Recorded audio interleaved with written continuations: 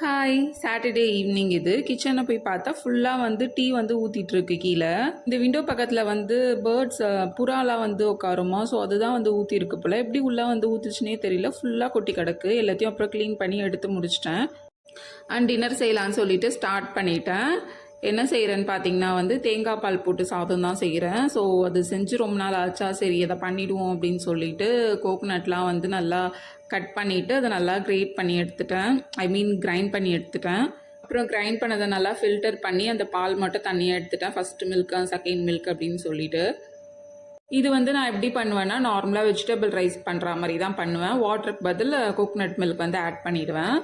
So பால் எடுத்து வச்சுட்டு அப்படியே ஆன் பண்ணி பேன் வச்சுட்டேன். சைடில் வந்து சரி டீ போடலான்னு சொல்லிட்டு டீ போட்டு வச்சேன். பட் ஆனால் வந்து குடிக்கல. இதை வந்து ஸ்டார்ட் பண்ணிட்டேன். ஆயில் கீ ஸ்பைசஸ்லாம் போட்டு ஆனியன் அப்புறம் வந்து தக்காளி அப்புறம் வந்து பச்சை மிளகா எல்லாமே போடுற மாதிரி போட்டுட்டு தேங்காய் பால் ரைஸ் போட்டு விசில் விட்டு இறக்குனா ஒரு சூப்பரான தேங்காய் பால் சாதம் வந்து ரெடி ஆகிடும். நீங்களும் ட்ரை பண்ணி பாருங்கள் வீட்டில், நல்லாயிருக்கும். பாய்.